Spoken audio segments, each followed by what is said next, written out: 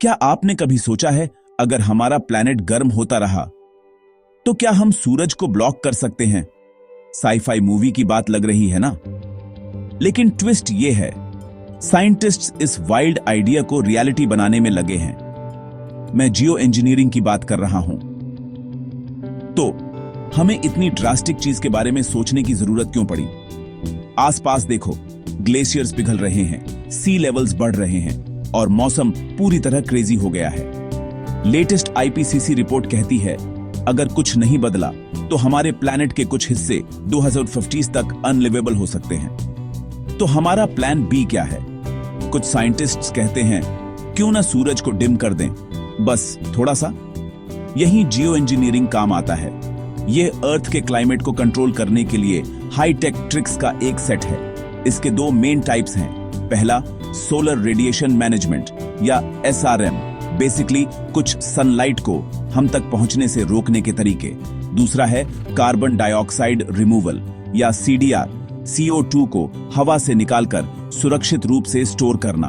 अब सूरज को ब्लॉक करने वाले आइडियाज की बात करते हैं। एक चीज है जिसे स्ट्रेटोस्फेरिक एरोसॉल इंजेक्शन कहते हैं। इमेजिन करो, प्लेन्स बहुत ऊंचाई पर उड़ रहे हैं और सल्फर डाइऑक्साइड जैसे टाइनी पार्टिकल्स को आसमान में स्प्रे कर रहे हैं। ये पार्टिकल्स सनलाइट को वापस स्पेस में भेज देते हैं, ठीक वैसे ही जैसे किसी बड़े वॉल्केनिक इरप्शन के बाद होता है। अर्थ ठंडा हो जाता है, कम से कम थोड़ी देर के लिए। और फिर सबसे वाइल्ड आइडिया है स्पेस मिरर्स। हाँ, कुछ साइंटिस्ट स्पेस में जायंट मिरर्स लगाना चाहते हैं ताकि सनलाइट को रिफ्लेक्ट किया जा सके। यह महंगा है और फ्यूचरिस्टिक लगता है, लेकिन इसे डिस्कार्ड नहीं किया गया है। और भी बहुत कुछ है। आर्टिफिशियल रेन बनाने के बारे में क्या? इसे क्लाउड सीडिंग कहते हैं। क्लाउड्स में केमिकल स्प्रे करके साइंटिस्ट सूखे के दौरान भी बारिश करा सकते हैं। UAE, चाइना और यहां तक कि इंडिया जैसे देशों ने इसे पहले ही ट्राई किया है।